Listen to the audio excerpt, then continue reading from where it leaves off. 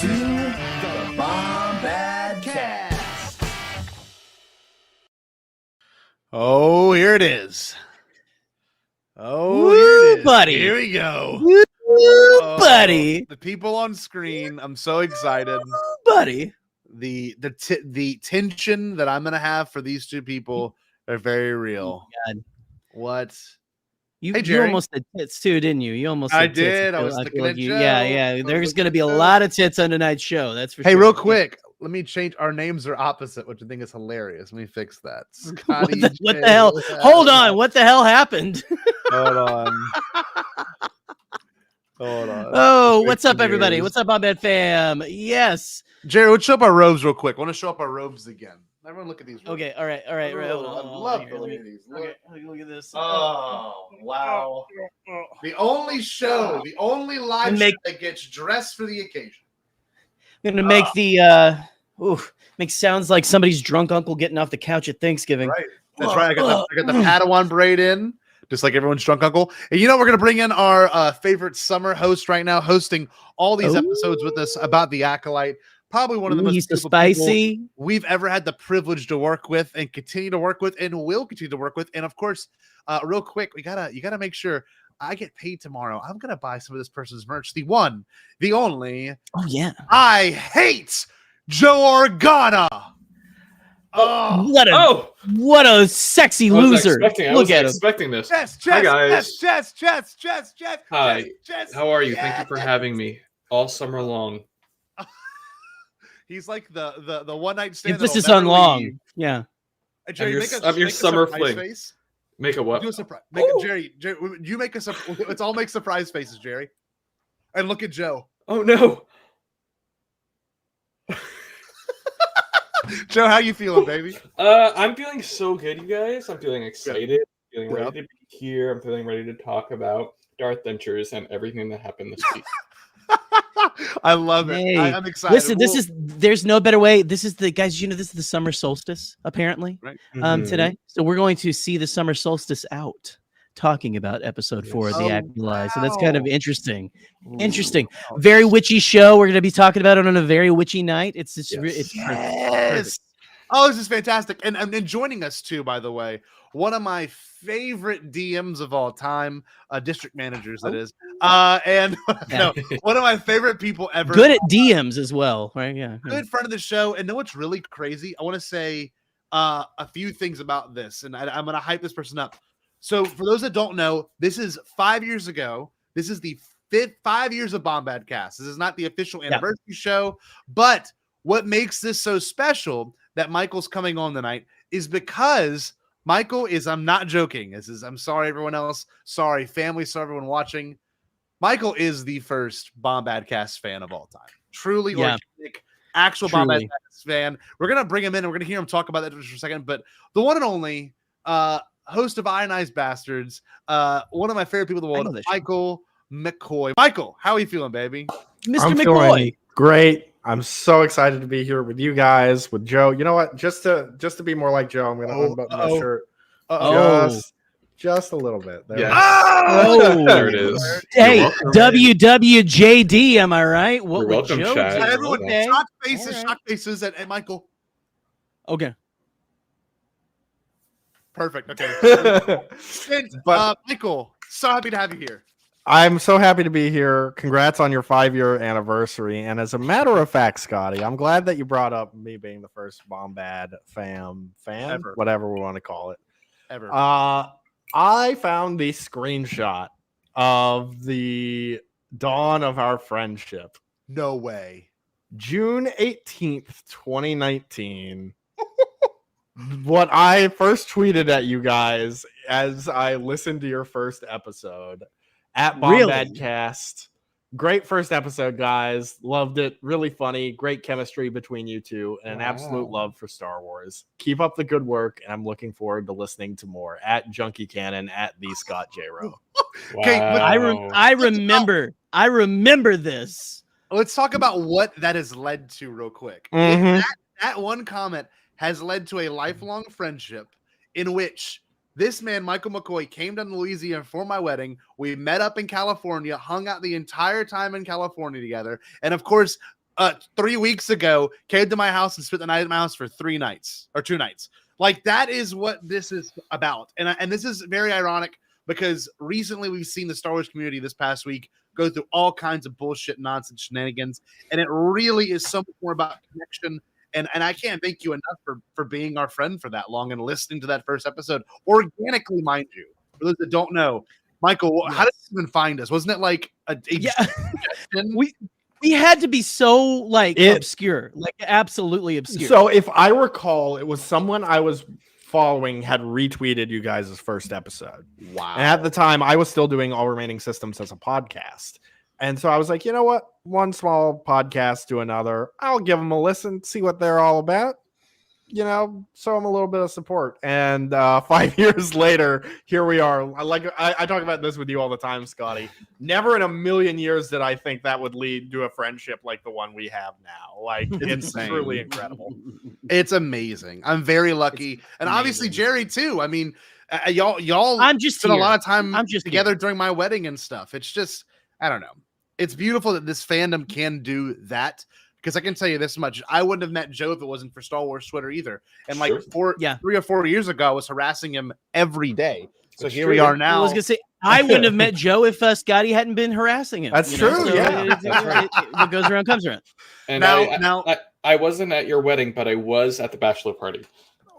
What you were taking True. out from all angles. What a We've seen the what photos. a night that was. I jumped out that cake, and we just had a connection. Yeah. No, it was beautiful. But in all seriousness, if we can address something that's actually been very topical recently, is this fandom thing. And you know, I don't know how else to say it, but people are terrible sometimes, and other people are really great. This show, Ken Knapsack said it best. I was listening to Forsen earlier. He said, and I had to quote it. I actually put it on my Twitter. He said this exactly. For me, Star Wars is not on trial every week. And I don't think the future of it hinges on 30 minutes with a franchise coming up on 50 years. That's the truth.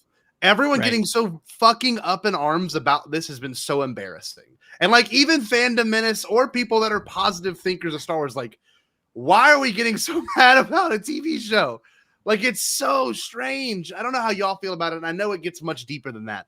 But like, I just hate how we knew this show was going to be a target for people of color and people of different, I guess, LGBTQ people that obviously have different than the regular norm of beliefs in terms of some people's eyes. Like, I didn't think this show would be as hawked on and attacked.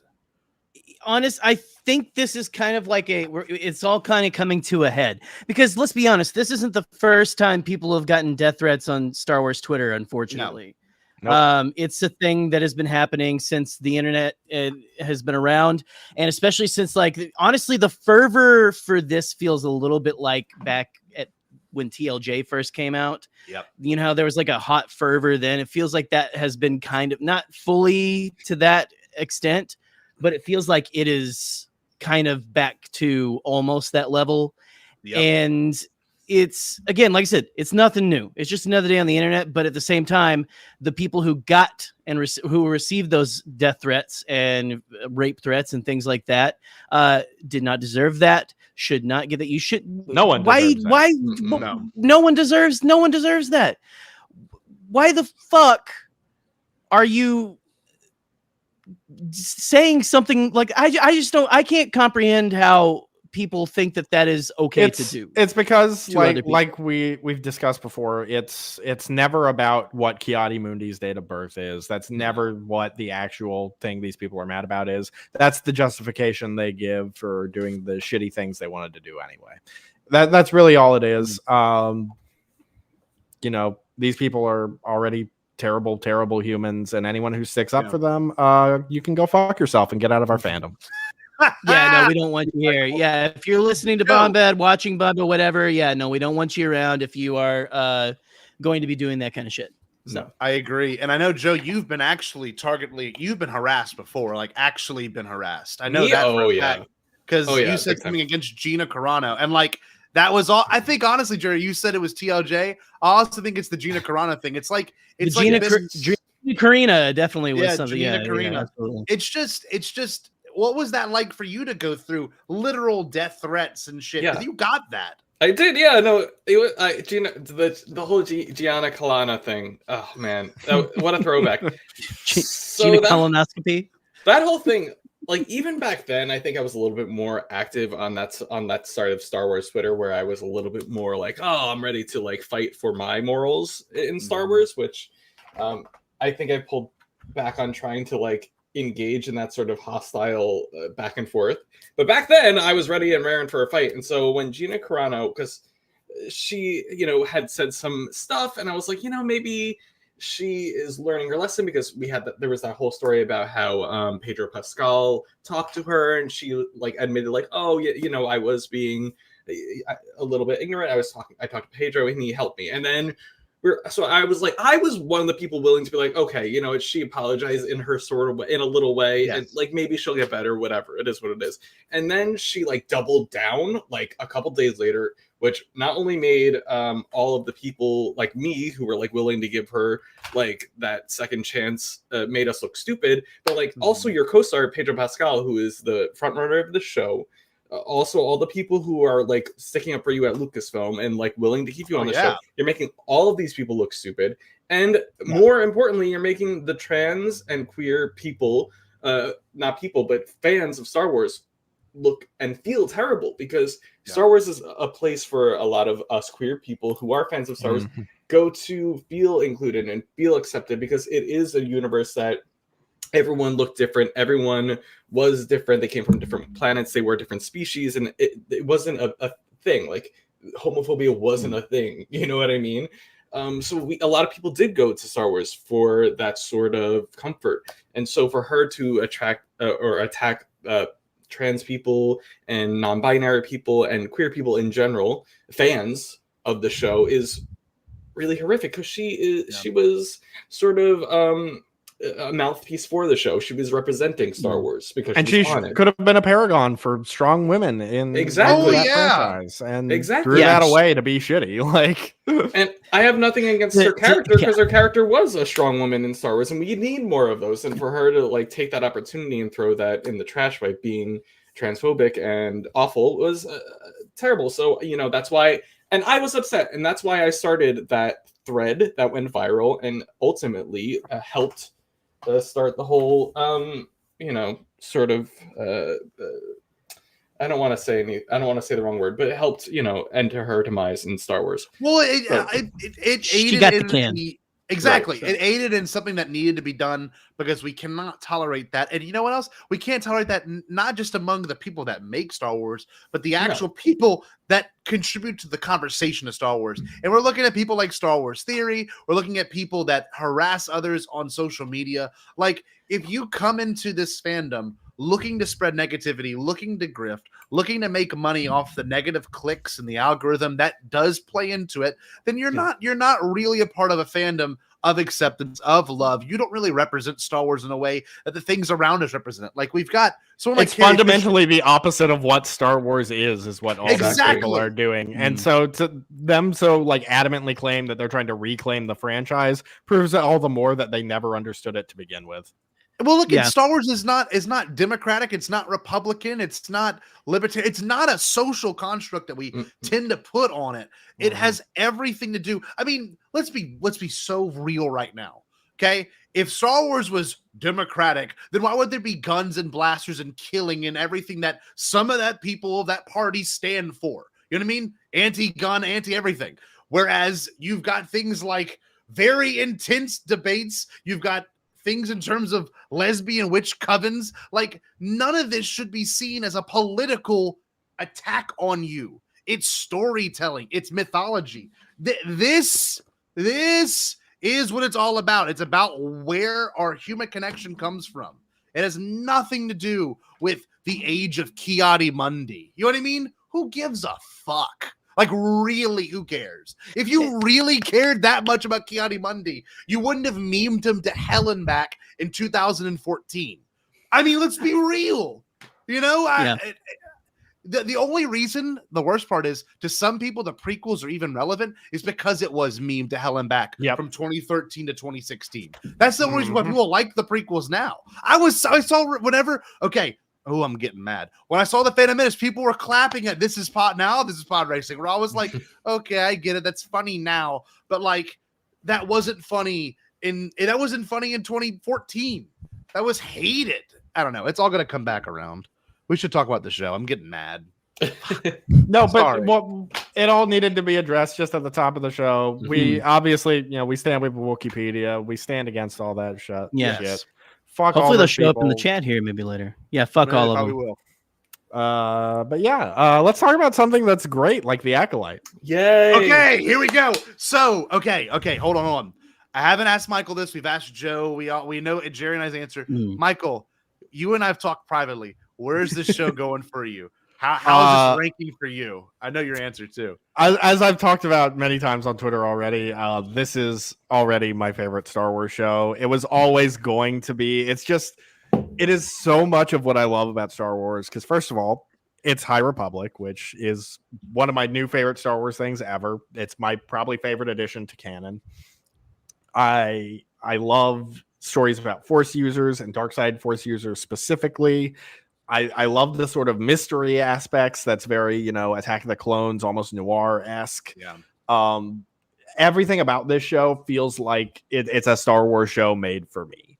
And so it's sort of inevitable that I end up loving it. It also came at a very good time because a few weeks ago I had a really bad breakup. And so it came at just like the perfect time to get me back in a good headspace, to make me fall in love with Star Wars all over again. And I truly just adore it. Oh, I love that. And I think all of us can say the same exact thing now. It's getting better for me. First episodes were great, but these last two I've been like, what in the world? Like even Katie, who like didn't like Ahsoka that much, who hated Andor. She fucking hated Andor. And who barely liked Mando season 3. She has been super excited to watch these on Tuesday nights, which means the world to me because we've been talking about it and watching it together. But that's awesome, Michael. Yeah, no, this most recent one was something else. I mean, really, this one felt more, I don't know how you feel. This felt like you're teeing up to something really big, right? And it was good. Dialogue was great. Action scenes were great. But this was like, oh my God, this is like winding up. And I mean, we can obviously address the whole thing and we can go through order. But I guess we should address our complaints at the top. Michael, can I say one complaint? No. I want to say one. I'm supposed to say one. Michael, please, Michael, please. Not enough Kelnaka. That's it. My only complaint. We got the opening scene with Kelnaka. We got to see Kelnaka's mindset in exile. Been away for a year. We got a number on that. But man, making some meat and I don't know, vegetables. Making some meat. Oh yeah, boy. Lucky was sauteing some salad or something for a second. Nice. Nice tossed salad. Do you think? And I agree, Eli. We're gonna definitely get more Kelnaka, but I was like, oh my God, Kelnaka's here. Here we go. It's folks. It's Kelnaka time. Here we go. Were any of y'all also disappointed in that? I was just hoping we'd get I was just expecting more. Of him. That's the only thing. I wasn't necessarily disappointed. In fact, I thought, and again, this is why this is up there with TLJ for me. Is it takes some big fucking swings. That's it takes right, some dude. huge swings. I love that. I really didn't know what to expect from Kelnaka. I didn't think we were going to get a big Kelnaka fight this episode, but I also, wasn't expecting him to get taken out the way he did. And I'm very much expecting to see him go to town in flashbacks. So I'm not too worried about it. I'm not like, oh, this is a wasted character or anything like that. No. And I think there's so much more. Yeah, for sure. But there's so much more to learn about him, about why he's in isolation and what was his part in what went down on the planet. So on Brendok, I couldn't think of the name. That I think that there's so much more to do with him that we're going to get. So I'm not worried about it. Good. What about you, Joe? Do you want to see some more Daddy Wookiee? I was really expecting more. I was so sad when we got the reveal that he was already freshly dead, still steaming. Yes, steaming. Steaming. I think. Oh, I don't want to get off topic. But yes, I was really hoping to see more of Kelnaka. I feel like the order in which these Jedi have been killed so far is interesting. I don't know, Master Indira then her Padawan, now Kalnaka. Is that like in order of how bad they were? I don't know, maybe like how culpable they were. And May didn't even kill Kalnaka. I don't know. It's a whole thing. I have a lot of theories. Yeah. Anyone else super intrigued by Kalnaka having the symbol of the witches? Yes, That is making me wonder. So cool. That's making me wonder if he has like an obsession with what they were practicing, if he's maybe even studying it to an extent, or if it's like the events of what happened are so like ingrained in his head and his self-imposed isolation that he's like carving it onto the walls, just like because he needs to get it out somehow, you know? I'm thinking like, what if he saw something? Like, what if while we saw May and Osha fighting, below the main chamber or whatever, what if those Jedi came in and they saw something real dark-sided or something really that blew their minds in the Force, and that's what he's obsessing over, and he needed, there's so many. I have chills thinking about it. Well, I do too, and I was going to say that this show, and it was marketed this way. We all know that it's going to unfold, very beautifully, and like this is, it's been so much fun watching this. Whereas Mando has kind of a stagnant, like okay, adventure. Oh, we got a tad bit of a cliffhanger. This has been like this is what this episode's journey is like. It's very episodic. Yes. This, however, is like super serialized, like. Oh, then it ends, and you're like, damn, it's pretty awesome.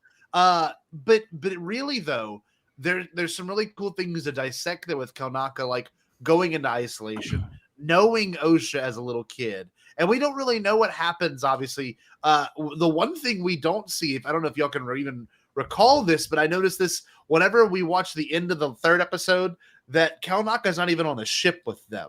Kalnaka, to our knowledge, he might be piloting the ship. But in that room, it's Sol, Indara, and Torben. Kalnaka might have, I couldn't tell you. I don't know. Kalnaka might have rolled the hell out. Another interesting thing about Kalnaka, which may be indicative of the role he had to play and what happened on Brendok, Torben took the Barash vow. Yes. Kalnaka did not, but still chose a self-imposed isolation because he's stationed out there on Kofar. They say that. But he hasn't contacted anyone in a year. And wouldn't respond to anything. So, and the village people even told him he just walked off into the forest. Haven't seen him since. Yeah, and that is crazy. God, that's crazy. Yeah, it's really cool to see a Wookiee Jedi, of course. And I know there was that quote going around from George, like there'll never be a Jedi Wookiee, and which he broke himself. Yes, with Gunji. So, like, I don't know. I really do think it's cool that we got more of mystery to just that character. But importantly, and let's take a step back, I like that we also got, leading into the next part of this, some Osha motivation. Because Otis's motivation, according to her at the Jedi Temple, was, well, we know that she's there, and we know that it's not me, so I guess it should be going now. And Jeki's like, I don't know about that. It's much deeper than just that. So that is something I actually did want to talk about with this episode. Is I think it's so interesting because it also really is like an inverse parallel to what May's motivation is right now, and the sort of shift that happens later in this episode. Yeah, because with Osha, she even has that conversation with Yord where she's like, if she doesn't listen to me, will you kill her, more or less? I think Osha, the quote unquote good one, if we're using simplistic terms, is eager to just rid the galaxy of her sister. To her sister has been dead since Brendok, and is very quick to want to just rid herself of that. And May, on the other hand, upon finding out Osha is alive, is like, hey, I don't need the dark side. I can reconnect with my sister, and I can reforge that bond, and we can go together. And she has that line where she's talking with Kymir, where she says, I can't believe Osha's Jedi scum, but you can tell from Amanda's acting, she doesn't mean a word of that. Not at all. Not at all. And so it's just very interesting that the evil character is the one who's like, oh, I can just stop being bad. And OSHA's like, maybe she just needs to die. Yeah, no, I agree. And I want to say this too, which is really interesting, is whenever we see that interaction between Jackie and OSHA, it's very much like it feels very like I know they didn't know each other before, obviously. I think Jackie's a lot younger than OSHA. Am I mistaken on that? I don't think the age gap is that significant. Yeah. It's hard to tell, of course. It's hard to tell, yeah. Did Jackie train with OSHA? I don't think she did. No. Because Jackie is Soul's Padawan after OSHA. He left. If Yes. OSHA is Rail Avaros, then Jackie is Qui-Gon. Yes. But what I was going to get at is the difference between OSHA and Jackie is very interesting. We know that OSHA left the order, whereas Jackie as an apprentice is very sheltered. Very sheltered and stoic, but also not very, I wouldn't say dogmatic, very spiritual in a way, but disciplined is what I wanted to see. I could think of the word disciplined. Like watching her with the saber. I mean, I'm not going to lie. That was one of those little moments, seeing her, spin the wooden saber and like do that whole entire thing felt very, Taekwondo, very judo, very meditative, right? But the reason why I'm saying that is because that's a reflection of her character deeply. She doesn't need to get criticized about her stances and her skills by that redheaded Jedi master. She is very much, she's in the middle. She's the center of the shot. Like she's got this very serious look. I don't know. I love that character. And everyone's jumping on Yord, but Jackie's like attachment to Jedi dogma is also really interesting, because you have the moment in the episode after Saul kills the big bug that she says, it's always an honor to see something transform into the Force, and that sort of echoing of that idea of the Jedi code of there is no death, there is the Force, and all that. Yeah. Which I love. I think it's really cool. Oh, I adore it.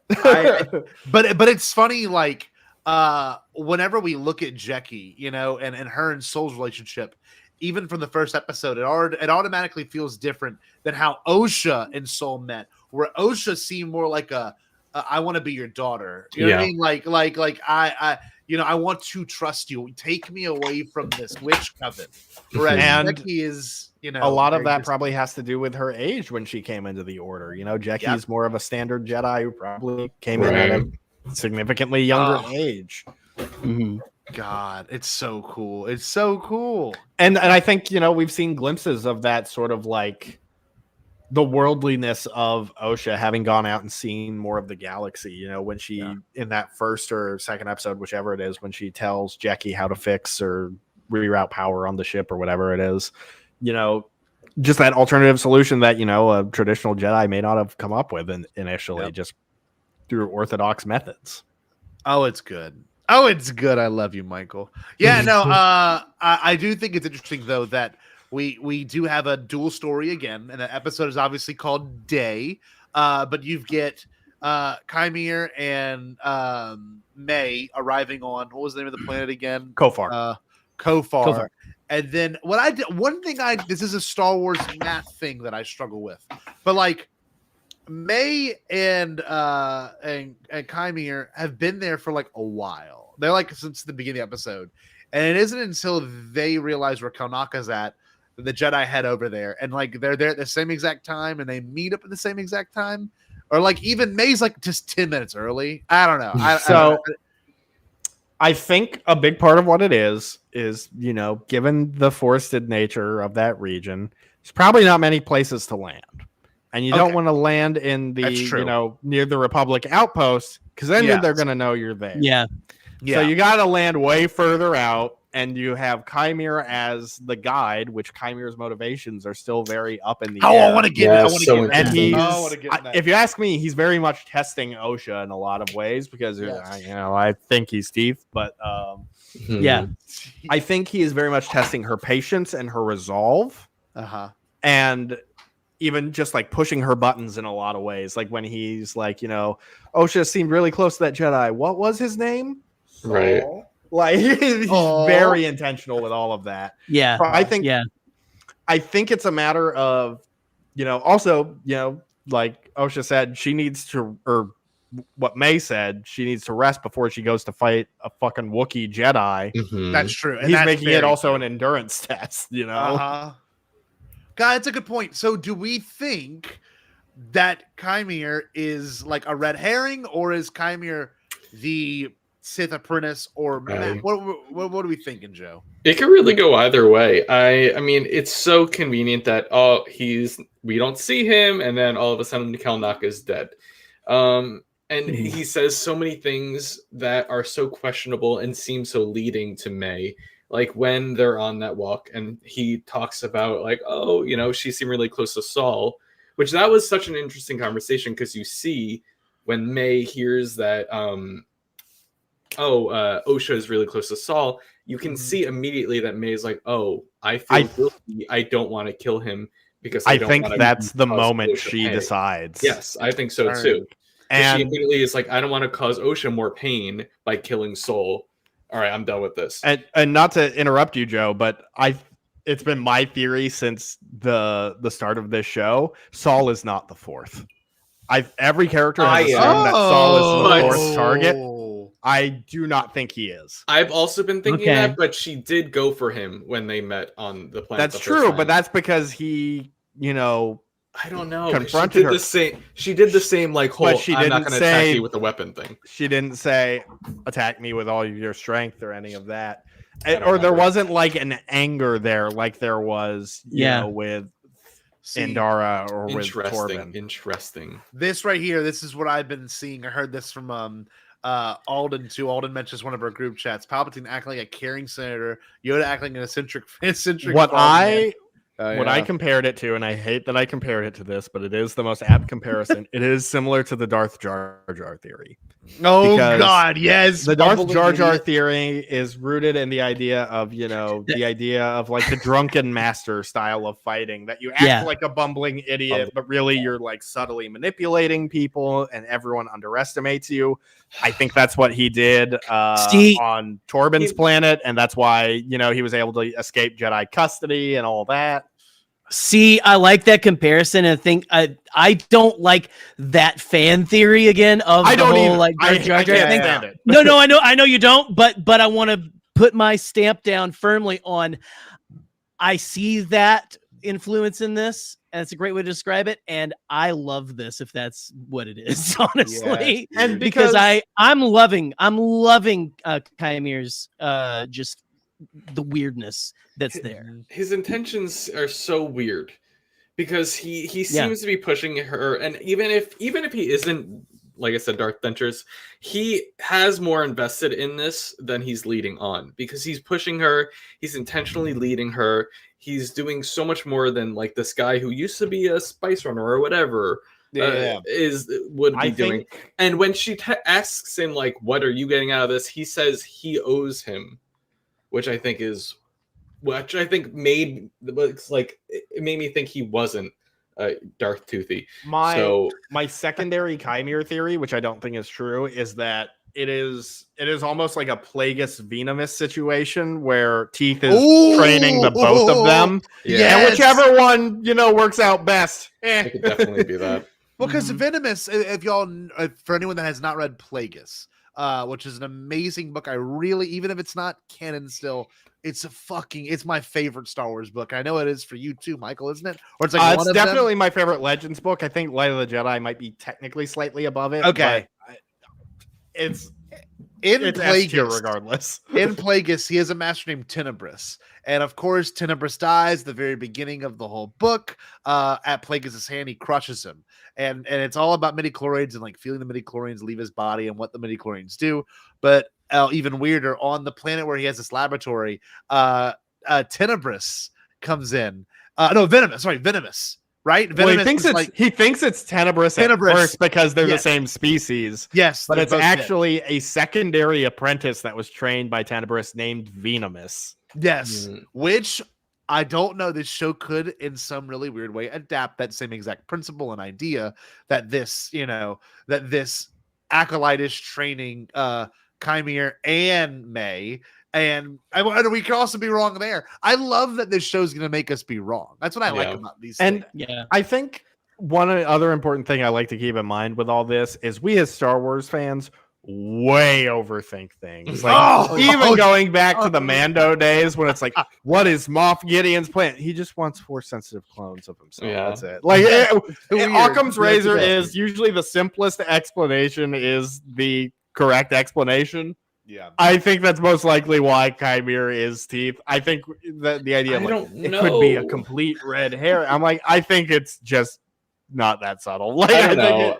I don't know if it's. I'm willing to be wrong on this, but I think it's just.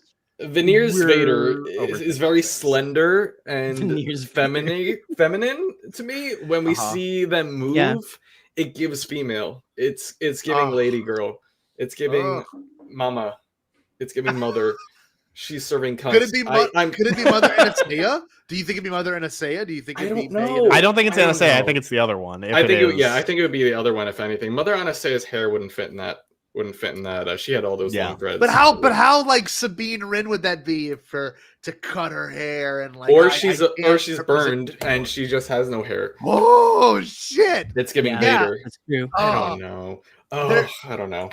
There's something to be said about the duality of the show too. I know we've been addressing this the entire past 2 weeks we've covered this show, but like night and day, like I'm obviously I think we're all anticipating that next episode to be called Night because it obviously the sun's going down, you're going into a deep forest. It's very mythological. The whole thing and the darkness. Mythological. Did you see when the sun went down? So intense. Did you see what happened? Yeah. The moment she saw Kalnaka's body, that's when the sun went away. Yeah, and it didn't. It's not like it's a little dark now. No, it's like dead of night. That's when Josh. Well, it's a dark. forest.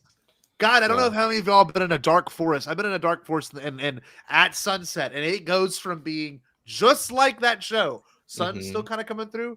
When that sun sets, it's pitch black. You don't see stars. You don't see the street. You don't see nothing. And like it's all gone in a fart beat. Dude. Good one. No. Stupid. But there's something to be said too about like that is some incredible storytelling. These two people of two different groups, right? Different motivations, one to kill Kanaka, one to find Kanaka and hopefully find May. Both arrive at the same exact time. I don't want to get to the ending of it, but just knowing like traveling into the dark, the idea of like who can you trust? The little Basil dude. Everyone was so hyped about Basil. Thought Basil was okay. I like when he screamed. I like when he screamed. I like cool. I like the screaming gopher. I like the screaming gopher. I like that. I like his little hands. Yeah, his little raccoon hands. In terms of like funny, haha, Star Wars weirdo, he's like mid tier. He's fine. Yeah, he's mid tier. He's a great weirdo. Yeah. I think Yord is above him still in terms of mid tier. Yord is. Did you see how disgusted Yord looked at Osha when they got off the ship? Civilian. Yeah, and he like looked at her like, "Give me your gun, idiot." Like, what was that about? Okay, first of all, can we go back to when she said, "I'm not going to wear one of those civilian robes"? Yeah. And like, and then, what the hell is up with that? That was funny. That was good. They've got a fucking like safety vest. That was so Star Wars. That gag. Yeah. One thing we didn't mention yet, and I think it's important to bring up because everyone's talking about the character of Ki-Adi-Mundi. It's that meeting, okay? And the meaning, of course, of these Jedi was not by the High Council, because the High Council didn't want to bring it to the attention of the Senate. Right. Now, this is something that I think is important to say, because this, to me, is the epitome of the prequels, is that every problem that the High Council has is automatically brought to the Senate. And they were worried about that. And Ki-Adi-Mundi was the one to suggest, what? This is where Jared is right. We should bring it to the attention of the Senate because he doesn't want this to get out of hand. No, he says the council. The council. I'm sorry, the council. Which then would in turn. Yeah, because of the Senate. So like we go from everyone's being like Ki-Adi-Mundi's age, and then if you go a little bit deeper, it's Ki-Adi-Mundi's character, which ultimately has not changed. He is still kind of there to follow the rules. And has kind of a not pragmatic. He's got a interesting way of thinking about how to handle a situation. You know what I mean? I wouldn't know how else to say it with Ki-Adi-Mundi, but like it was to the character. the character is still fundamentally the same. Mm-hmm. You know, I don't know if anyone has any commentary on that, but like everyone was so upset about that like 2 days after the episode aired. It wasn't the hot button at the first day; it was the second day. Everyone's like, "Whoa, okay." Well, I don't know about y'all. I didn't even clock it as Chiari Mundi until I was talking about it. I with didn't Alden. either. I was just like, oh, it's another Syrian. Cool. Yeah, until A someone, dumbass. until Eli, little Eli in the chat here, said, "Oh, look in the credits for who it is and stuff like that." Oddly enough, I did think it was Chiari Mundi, which I feel like I'm like the last person to think that. I was like, oh, it's that guy from the prequels. He looks a little younger. His hair's a little bit fuller. I don't know, it's a little bit less white. He looks a little bit girthier in the brain region. I was into it. Which brain? The second one, obviously. Nice. No, did anyone else get as whiplashed as some people did over this? No, I didn't think twice about it. I was like, oh, okay, good. Like, Cool. I don't know. I don't get the people who like freak out about these things. I'm just sitting here enjoying it. I'm like, oh, he's there. What's he doing? It's almost like there's no reason to freak out about these things. No, there isn't. It's been 100 years. I don't know. It's like anything could happen between then and now. And, I don't know. People are weird. I agree. You know what's funny? I like this. It was this comment right here, Woodsy. But a trading card from 2002, where'd it go? Was born, said he was born later. Like, okay, let's look at that for a second. A trading card from 1998 also says that Owen Lars is Obi-Wan's brother. Like, and it I have the card. It confidently says that. So, like, it's bullshit. Like, that's all bullshit. That was just to sell cards. Like, it doesn't mean anything. And, like, if you wanted to change how long a species lived, I don't know why I won't get butthurt over that. I mean, we already did it with Miri Allen's. Like, who really cares? My God. But like, even with Yoda, 900 years, like, they actually solidified that with Grogu. The thing is, I don't think any of these people were like, oh, this species lives this long. I already know that. I feel like it's something they, like, were looking for. They went in, they saw that character was there. They were like, let me, let me Google it. And they, like, were like, oh, So I feel like it's not something, a piece of information they already had in their heart, their brain. It was already set. And if it was, maybe, get priorities. It's not that big of a deal. Enjoy the show. Enjoy Star Wars. If you're not enjoying Star Wars, don't watch it. Move on. I agree. Like, and one thing too, I think is important to address about the whole point of that scene is that when they watched May fight, May was fighting out of fear that she had been trained by someone that is, and they believe it's a Jedi, a different Jedi sect. Yeah. None of them think it's an actual order, is what they say. Yes. Yeah. None of them think it's a Sith. No, because the Sith don't fight the way, like, Maul. When you see Maul in the Phantom Menace, weird. That dude fights like a Sith.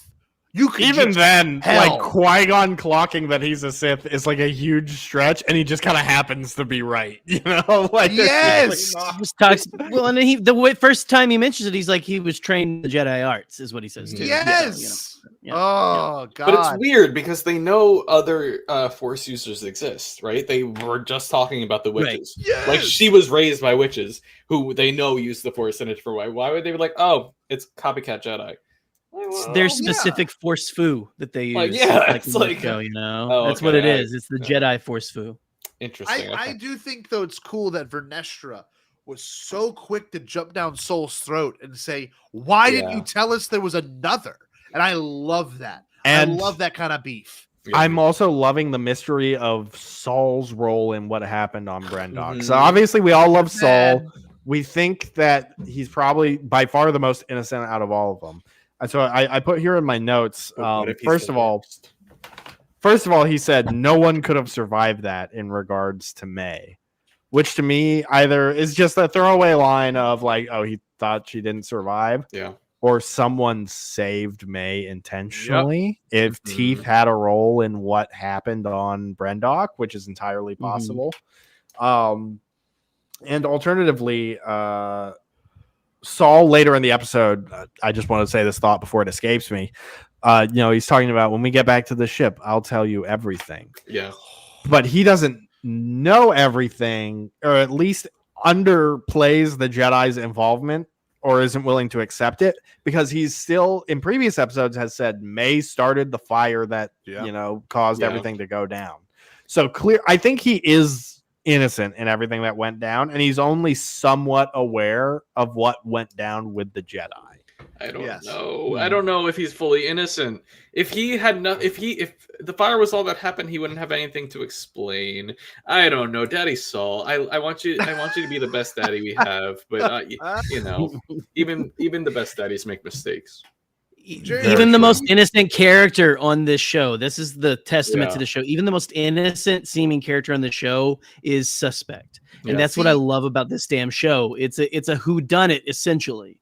But just on like a deeper level, Soul could be like even like anyway. I'm about to go into fucking. For the record, I just want everyone to know that Torben is probably the least innocent out of all of them. I know some people in the chat, like Eli, are saying Indara. I say it's Torben. I don't think it really matters, but you can't. I think it's probably just like Indara, Kelnaka, Torben, all equal. Look, but I don't like Indara's look. If I'm gonna be honest, I don't like how she addresses May. I think it's also a little weird. The way she talks down to them was very strange too. When she goes and talks about Republic law was just very. That was the things that was. And notice how Kelnaka and Torben are in isolation, and Miss Indara is out there playing poker and drinking at the bar with her people. And Soul and being like, "Don't fight me, child."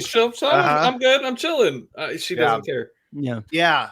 Look, I was going to say one thing too. If you look at it, right, and I know I was texting about this earlier with some of y'all, but we've got this idea that, Soul is what took Osha out the order, right? Soul is also the person that ended up saving Osha from the burning fire. Mm-hmm. And then obviously May falling down this deep hole, which then leads her to going back to the Bunta tree and seeing the Bunta tree. There's so much to be said about motivation there, where you've got Soul pretty much adopting Osha, and you've got, to our knowledge, May having to thrive on her own, and looking at how different those characters are because of it, and their motivations because of it. And yes, we have to say May has successfully killed, I would say, one Jedi. I know she did leave Torben into suicide, but May's turn of character, which I really wanted to get into, was such a cool beat that I'm afraid that's the red herring. I'm afraid that's not real. I'm afraid that was to get Chimere to reveal himself or something, or get the Master's attention, or Chimere contact the Master. I don't know. But I think May had that beat change way too quick. And I know you and Michael and Joe are saying it earlier, like, I think that's where she changed. I don't think she changed. Because even in the trailer, we see a shot of her trying to cut Jackie's throat in the forest at night. So I don't know. Is it May? That could be self-defense, though. Like, who knows? Exactly. I don't know. I think it is genuine. I think May does genuinely want to. And I think, part of someone with there's so much to dive into with this, because I think the reason that I think her desperation to get to Kelnaka and surrender herself to Kelnaka, I think that is indicative that she was being genuine. I think. Okay, I agree with that. I think he was going to do that. Then she walked in, and he was like, and you got to wonder, why does Teeth choose to interfere now and kill Kelnaka? Right. I think it's because he's Chimere, and Chimere knows, she's about to turn herself into him. Not right, and and before she leaves Chimere, she's like, well, he would have to find me, but she doesn't even know I'm here. He would have to get here with a guy. And he needs a guy. And all of a sudden, he's already there. He's already there. He's already done it. Like, he got there before me. Yeah. Either he's been following them, or Chimere's Teeth. Look, that's a good point, Brian. Does that one have the ascension mark on her head? Look, I'll pull up the photo. That's what I'm saying. So I'm gonna get it pulled up. Or just be like me and don't watch trailers. I know, but sometimes it's kind of fun, Michael. We'll admit it. Here we go. It's perfectly obscured.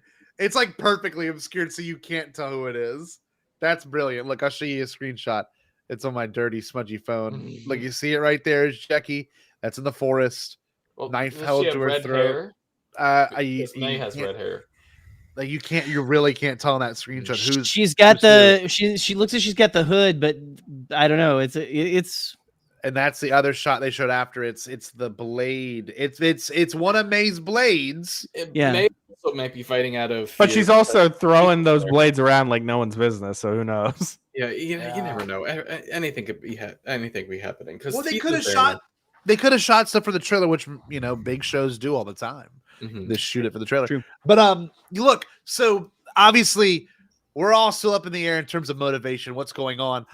One thing I do want to touch on in the Force. Whenever Osha is slowly coming back into the Force, right? Yes. Where I took notes of that this time. Okay, Ro, tell us what you write down. What you write down? I want to hear it. I mentioned that in my notes that Osha in that first episode isn't able to call upon the Force to bring something to her. Now, granted, being able to call upon the Force for telekinesis is different than just sensing the Force, but we haven't really had many instances of her being able to sense things. Yeah. She says she was able to sense that creature. Yeah. And she's obviously able to sense, teeth. I think that's what her fear is her sensing his presence and his darkness. And so the fact that is coming back to her, being around the Jedi and being more attuned to the Force, I think she's getting back into her old Jedi self, and we'll see even more of that. Do you think we'll see an awakening, kind of like we do at Rey? Do you think we're going to get during the big battle, just like a reach out? And in fact, it may be either against May or alongside her. Yeah. Mm-hmm. Oh, that's cool as shit. Yeah, but I love how Sorry. I guess Star Wars. It's okay, Joe. You're so cute. I love how much that felt like. I don't know. I don't mean to bring it up, but that felt like the wellspring of life moment where Soul is really quick to kill innocent creature that is attracted to the light. Right? There's something to be said about that phrasing. Oh, it's attracted to the light. You're kind of like you're attracted to the light, and this guy goes about killing you. That can be very metaphorical, but also can be very straightforward, like a moth flame. But what I'm trying to get at is. Osha was so willing to, she woke up the animal, she disturbed it. It flies to Soul. Soul is so quick to kill the animal. When I really think that Soul could have been like, let me just force, mind trick it. Yeah.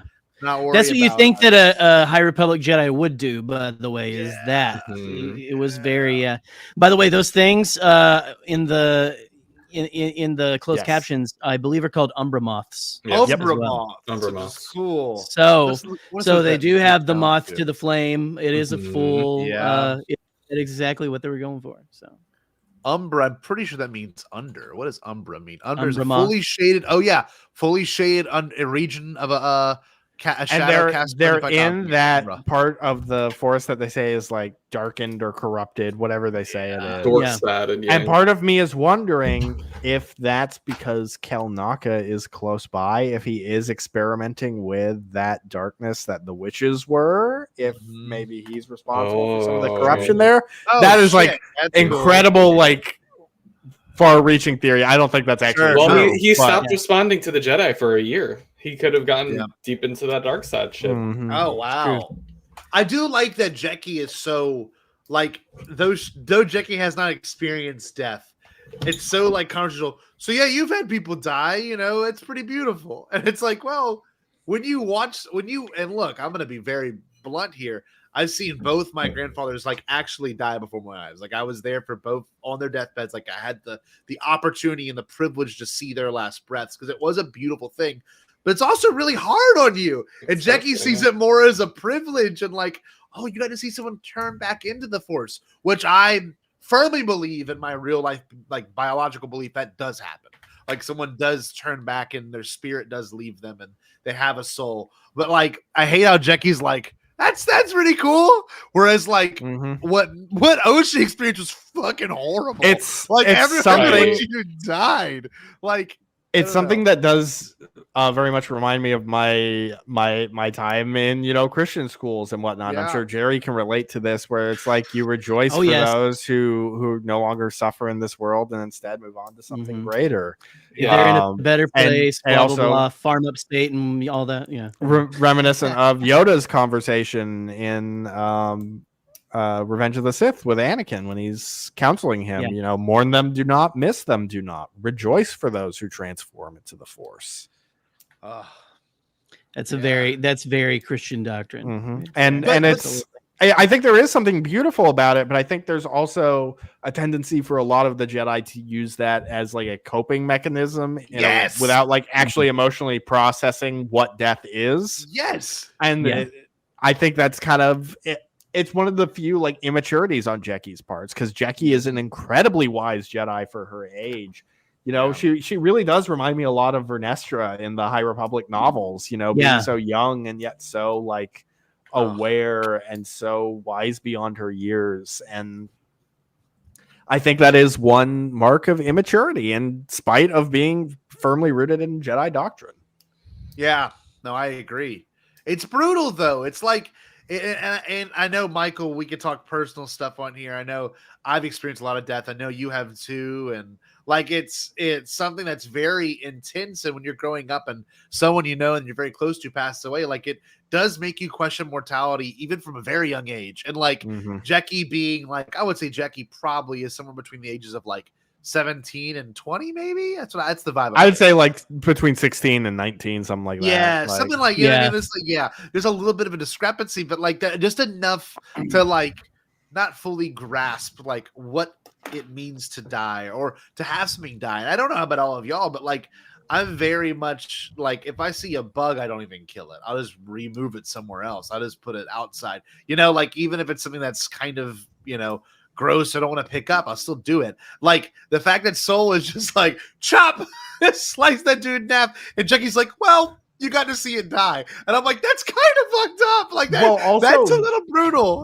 With Saul, that could just be his defensive dad nature, because he is so protective of That's Osha true. in particular, That's true. and we've seen his Yeah. potential attachment with him reminiscing with old Hollows, Yep. and Jekkie even calling him on it. Good point. God bless, this show is so layered. I don't know how anyone watches this and thinks this is bad. It's almost like they're watching it in bad faith or something. Yeah.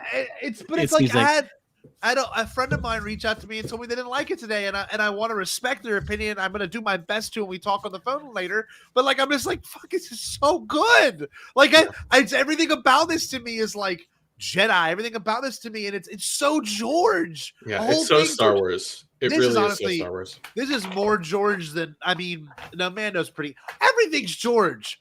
Oh God, I'm about to lose my patience. I'm about to lose my Yeah, it's definitely George has his finger in all these pies. Okay, that's what. Yes. Yeah, it's all there. It's all there. It's very real, but Yeah. we've been going on for about an hour. I think we need to discuss, of course, our everyone's collective favorite moment. I think when they filmed this.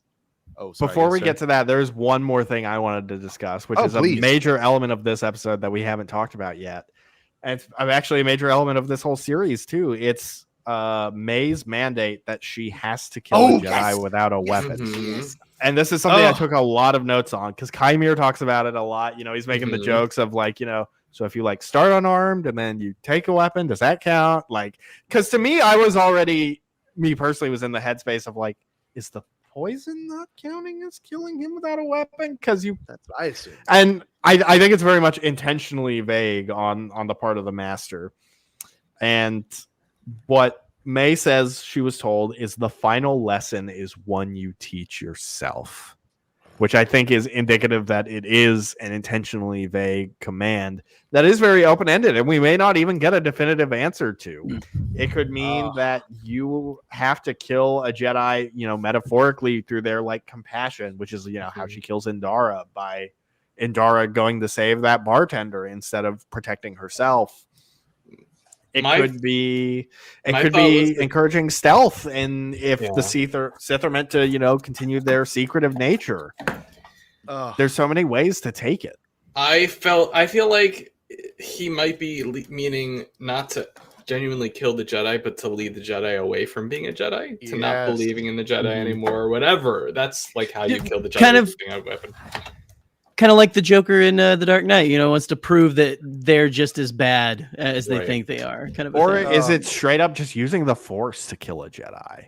Maybe. Yep. Using True. their own, their holy weapon against them, so to speak, God, I'm glad you brought that up because a lot of that, like, to me, there is, of course, the Jedi trials and what they go through, and of course, Obi-Wan's being the fight against Darth Maul, and like the Sith must have their own version of it, and now this is it. We get an instruction of you must kill a Jedi without a weapon, and I mean, for all they know, and we can look at it too about how they framed this and why is this set up the way it is, but like when she goes in the hut and Kalnaka's already dead, like that's instantly going to make the Jedi question if it was May or if it was that creature that's going to show up in 10 seconds. I don't know. I wouldn't even know how. I know at that point May has turned and says, I'm not gonna kill Kalnaka, Master Kalnaka, and comes in the room and he's already dead.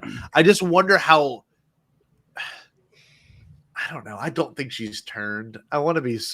I think trust her. she's tried to. I don't think the Jedi will let her. I think they will still Yeah. be after her, and that will Yeah. force her to sort of remain on the side that she is. And I think that was intentional with Teeth killing Kalnaka. It's you can't turn to them. I won't let you. You're Yeah. stuck under my thumb. Fall in line, Yeah. because she's very fearful. When she says to Chimere is he'll kill me if I don't do what he says. It's not like I'm loyal to this cause. No, it's he rules through fear. God bless. That's true though, Brian. I agree. May doesn't have a lightsaber, right? And that wound was a slap, but she could have maybe grabbed Kalnaka's saber, and I don't there's ways they could work around it. And I want to say this too. For those that don't know, people get screeners of these things. We're not lucky enough for some reason, but we don't get screeners or invites to anything. Just throwing some shade. But the reason I say that is because episode 5, 6, 7, and 8, no one has seen yet. This is where I think the twists and turns are going to truly take place. The things that would have gotten leaked if they had been screeners, And I know some of these things did get leaked because of screeners, which I think they should stop doing for a show that's about a mystery. That's just me. But can we talk about the final part? Can we look at the final part? Yes. Please. I'll allow it. My God, the intensity of May being behind the door, looking through, right? The slice happens. The sun is setting. All the Jedi run up. Under what is the exact line? I don't know. One of the Jedi says it's not Yord. It's not.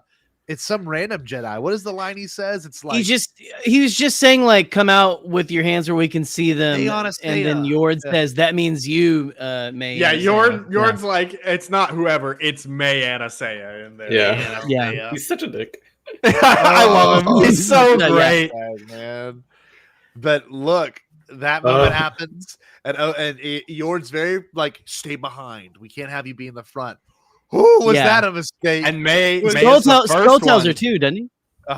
May is the first one to say he's here. Yeah. She realizes it before all the Jedi do. That scene was straight out of Insidious.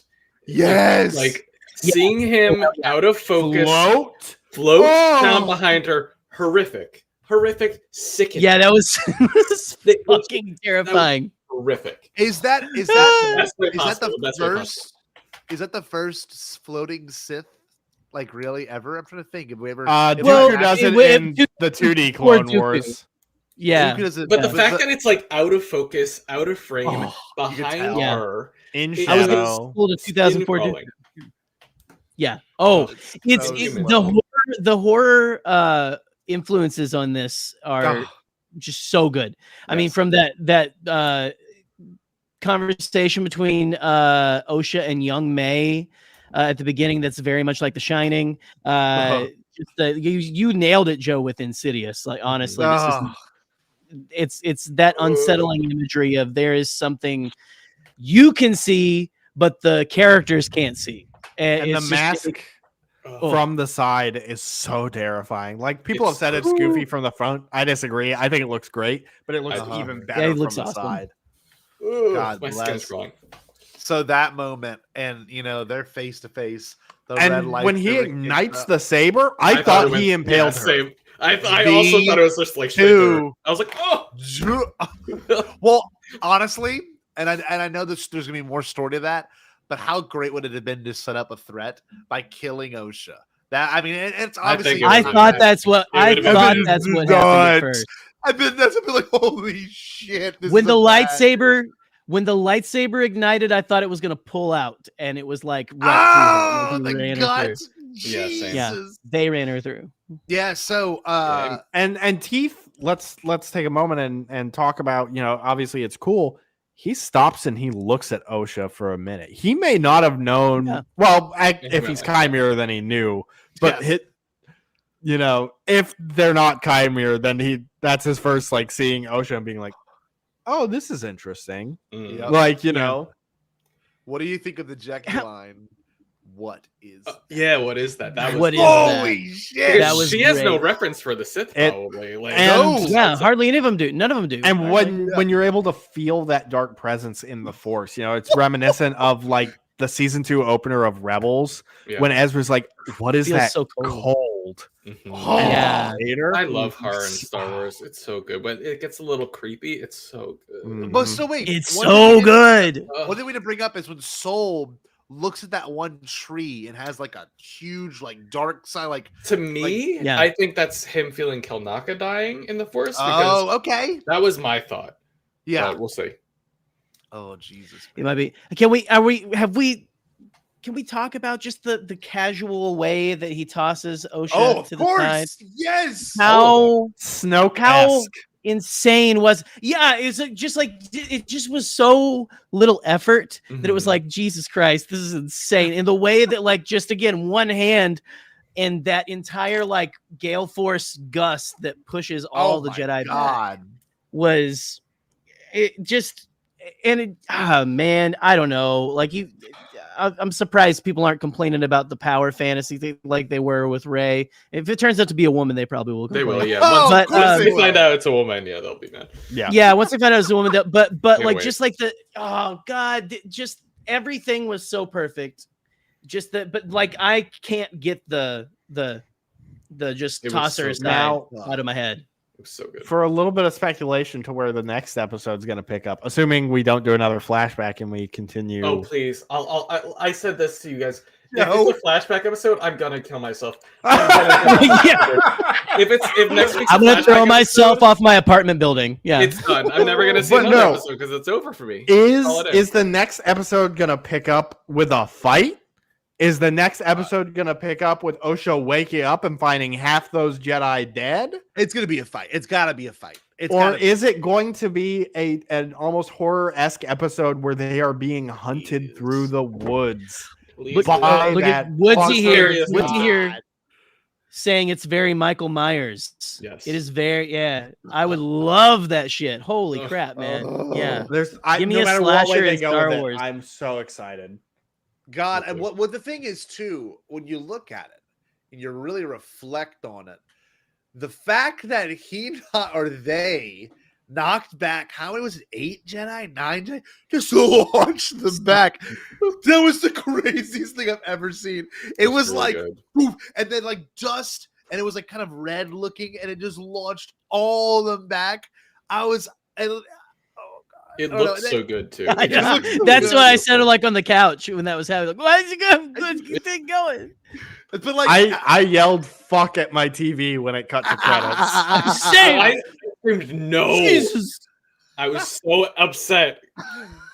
I looked at Kay, I'm like, whoa, they just did that. A lot of this show really, for me, and which I love, is the whoa, they just did that. Like when they dropped Yeah. the whole, immaculate, not immaculate conception, the whole, like we formed her in the womb. Like I whoa, created. they them. just did, they just did that. Like I love that this show is having the opportunities to do that because, yes, it was really cool when Luke showed up in Mando season 2 and in Book of Boba Fett. It was really cool that Boba Fett showed up. Those are all awesome. this show has done a few things in story that have not relied on previous, understandings of things. And I still go, oh, they just did that. Like the fact that it on a cliffhanger. I mean, and look, I don't mean to get excited, but my birthday is next Tuesday when the next episode airs. So I'm like, this is the perfect birthday. I know I'm going to get a great episode. I know I am. Like, I just know I am for my birthday.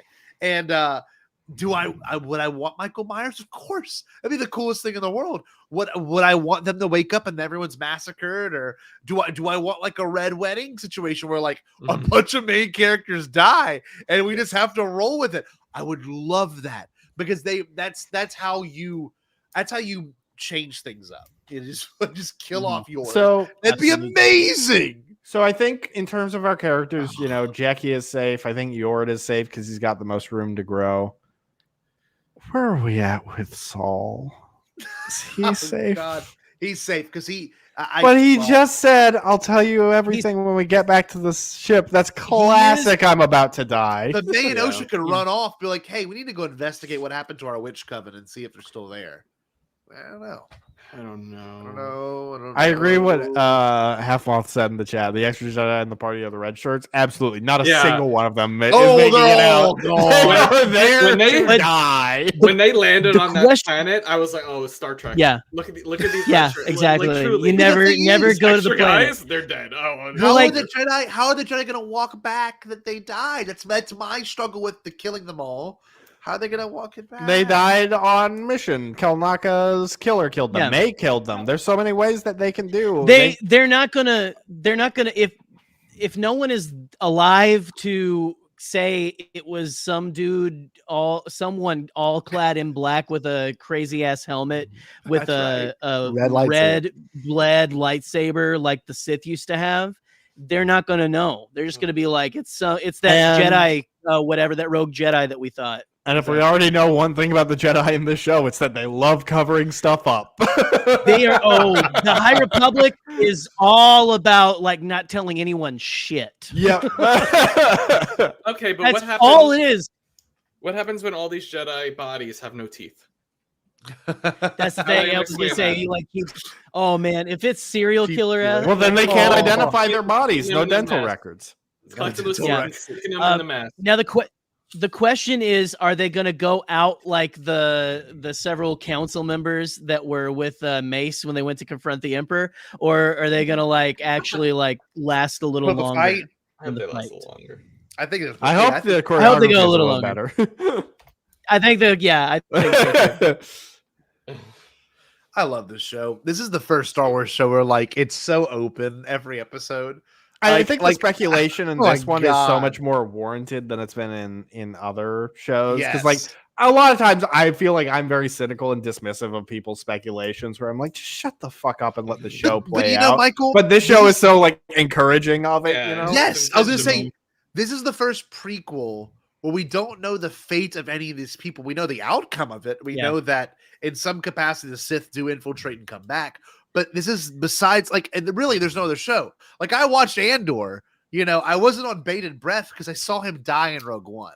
And it's still a great show, but I wasn't like, what's going to happen to Cassian? Like, I know he's going to get out the prison cell. I know he's going to find a way off his home planet. You know what I mean? Like, I know those are all going to happen. Same when you watch, any of the prequels or any of the Clone Wars or even Rebels. Like, you kind of can, figure out who said what, when, where, and how it's going to fall. But this show is like the first time you're watching Star Wars besides the sequel trilogy or maybe Mando. You're like, oh shit, like what is going to happen with these characters? Because you just can't call it. You can't call it. And I love that this show provides us with commentary for fans like us. And of course, the negative commentary, which we addressed at the top of the show, has been completely unwarranted.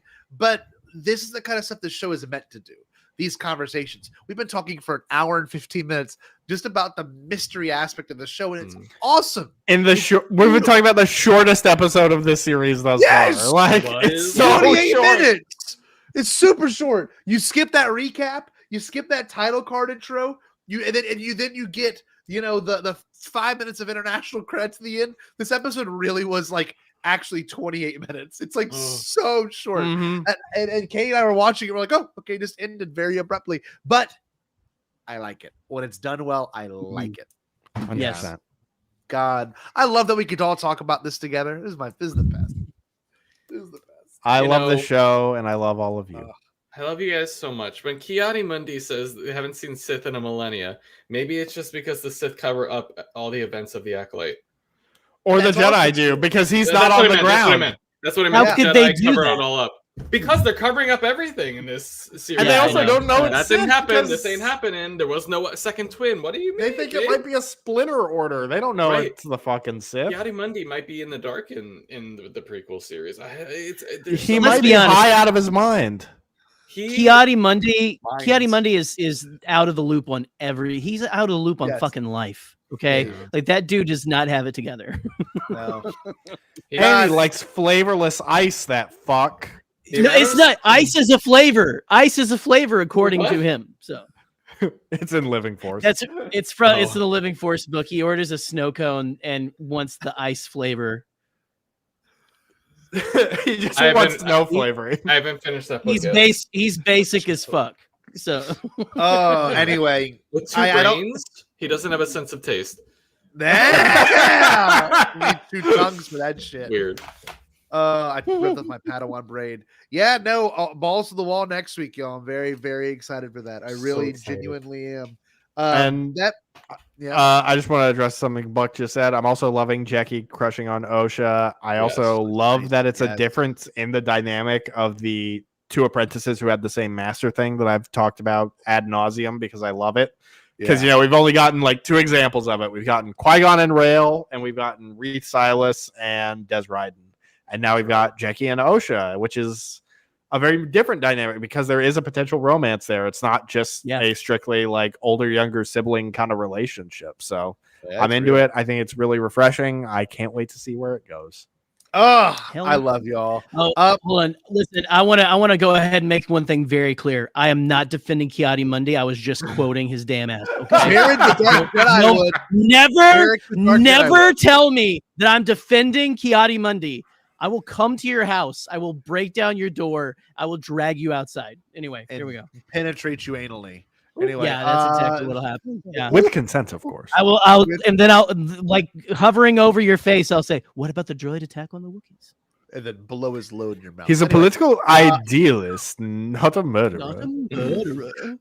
Anyway, I do love you all. Michael, can you give us some pluggy wuggies real quick? Absolutely. Get your YouTube pulled up, okay? Hold on. I also just wanted to say thank you for giving me the chance to come on your show and gush Oh. about my current favorite show and all of this. I haven't had a chance to really talk about it on anyone's stuff yet, so I've relished this opportunity to just gush over it.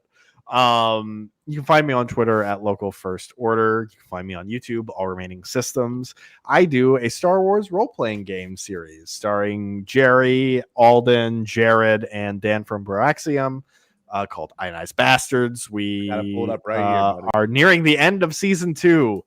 It is absolutely incredible. I am so proud of what I've done with this series and what all my players have brought to the table. I highly recommend it. You can start with the second season. Just start watching when the thumbnails become blue and you'll be just fine. You can also find my Star Wars fan fiction there. I've got a whole series called Heart of the Jedi you can find in that little playlist. You've I heard it for a second. I've got Heart of the Jedi is a series of 5 short stories that lead into one sort of overarching story called The Elegy of Malevolence. I'm very excited to get back to writing that shortly. You can also read them through my Archive of Our Own page. You can find through my Twitter, and I think that's about all I've got to plug. That's fantastic. Yeah, go listen to Michael's short stories. He's actually contributed a good bit. To, And there's a High Republic one called The Hand of Demise, which I debuted on this Yep. show a couple years ago. So That's check right. that out. God bless. Yeah, no, I love Michael. Michael's been a friend and a fan for the past 5 years, which is a long time. I don't know if y'all ever thought about that. 5 years of someone's life. I mean, like, I'm 29. That's like seriously like 1/6 of my life. You know what I mean? Like, I've been friends with Michael McCoy. Majority of my child's life. Actually. was Yeah, 21. literally. It's amazing. But no, Michael, glad you were here. Joe, We got to hear about you. What you got going on, beautiful? Joey. I have nothing going on, you Oh, guys. shut up. Yes, you do. Yes, No, you I have do. everything going on. Like Joe Organa, the brand is truly blowing up. Like everything's going. Oh my! There's my merch, you guys. If you like Here you dumb go. little clothes, if you want to look like a slut but in like a fun, cheeky sort of way, Oh, make I sure did not know you buy. made button downs. I do have a Oh button-down. my Oh. If god. you Oh, love I me, love that. If you love me or you just love jerking off, a lot of my merch is for you. My merch is for you. There's the Speedo. I'm gonna be wearing that Speedo, and I'm gonna be doing a crop top tutorial on my Twitch channel. Shut So up. go follow me. Yes, Dude. I'll wear the Speedo here There you as go. well whenever I get it in the mail. So I have Team a lot of Joe merch. Yeah, Team Joe Organa. I hate Joe Organa. I love Joe That's what Organa. I'm buying the I hate Joragana. I bought the I hate Joe Organa. There's a whiskey tea. The whiskey tea I bought. There's a slut tea. It's a slut in theory. It's only in theory. Yeah, I got the I hate. tomorrow. I'm gonna be wearing the I hate Joe Organa tea a lot out in my real life. hate Jorah. Oh my god. It's the look of the summer. It's the look of the summer. Hot What's Joe his jacket Summer. there? Oh, the jacket. Is it a bomber jacket? You're There's a jacking bomber it? jacket. What? There's a bomber jacket. He is Jacket, I'm jacking it, cranking it. as you should. Nice, dude. Oh, Joe. That's- $75 is not bad. It's a bomber jacket. It has my cat scratch logo, and it also says I love Joe Organa and I hate Joe I Organa. hate Joragana. So The either way, duality of man. So you go like this no and matter show how off you the feel gun. about me, it's perfect for you. A lot of people hate me. A lot of people love me. So there's something for everyone. Hate Joragana. I hate Joragana. love. I'm gonna wear this at work. Please do. My Catholic school. They're gonna Google. They're gonna watch this. They're gonna do. Watch. I'm gonna show you. They're gonna look up Joe Organa, Don't and do they're that. gonna they're gonna go under images, and they'll be like, "What in the world, Mr. Jarrett? Who's Joe Organa?" Not the picture of Gina Carano. Oh, don't read that article. They hate No, me. I That was. won't, I won't. They were very upset with me in that article. They were also complaining Yeah, about fuck those pronouns guys. in this episode. So They don't like me. That podcast. Oh, man. Please. Oh my god! Don't look at those pictures. But oh my god. let's No. look at Joe What Organa is that pictures for photo? an hour. That's from 20. I gotta go through some of those and delete those tweets. My god, the things that show up on me. I gotta delete that. No, but the I Joe love you, Organa Joe. merch, the I Joe love you, Organa yeah. is a must buy. I'm gonna be buying Yes. mine tomorrow. Again, Joe. How do I get in contact with Drag Queen merch? Because I can give you their contact. Oh my They're god! an amazing company. They're incredible. They work with a lot of queer content creators. What if we And- were two Got it. cis hetero males? Would they be like, sure, we'll give you a pass? Well, if I think if listen, I'm gonna say that we made out one time, so it'll count. It'll be fine. all three of us made out. It was Yeah, yeah. awesome, beautiful. And I would No, do it but again. I know it was amazing. Well, Anyway, in a heartbeat. I love you both so much. Thank you both for joining us. If I can plug anything, Yes. obviously, Michael already plugged it earlier. Jerry's on Ionized Bastards. I was also Yeah, on 2 episodes. It's all covered. Go join it. If you haven't yet watched my midichlorians video essay, it's gotten a couple more views since I had a pretty successful tweet where I said fuck Kiati Mundi. Who guess it? I said who gives a fuck about Kiati Mundi? Watch my midichlorian video essay. But no, watch that. It means the world to me. Next Tuesday's my birthday. Send me some money. No, just kidding. You could maybe. But anyway, Michael, you get the honor. 5 years to the date of Bombadcast launching. You get the privilege. What should everyone? Oh, Stay bombad. Yeah, boy. Love you, Mikey. Did you say impossible? Pasquale? Only kidding, Chucky. I've changed my tune because I finally thought of a possible dream that we can all share. What is it? Pasquale? It's a dream about a world when nobody is poor or sick or hungry. Oh, now that's a dream we can make come true. I'm gonna make a change for once in my life. It's gonna feel real good, gonna make a difference, gonna make it right. as I point up the collar on my favorite winter coat. This wind is blowing my mind. I see the kids in the street with not enough to eat. Who am I to be blind, pretending not to see their need? A soundless disregard, a broken bottle top, And a one-man soul. They follow each other on the wind, you know, 'cause they got nowhere to go. That's why I want you to know I'm starting with the man in the mirror. I'm asking him to change his ways, and no message could have been any clearer. If you wanna make the world a better place, take a look at yourself and then make a change. I'm starting with the man in the mirror. Oh yeah, I'm asking him to change his ways. come on, change. No message could have been any clearer. If you wanna make the world a better place, take a look at yourself and then make a change. I'm starting with the man in the mirror. Oh yeah, I'm asking him to change his ways. no message could have been any clearer. If you wanna make the world a better place, take a look at yourself and then make a change. Time for us to take a break, but we wouldn't dream of being gone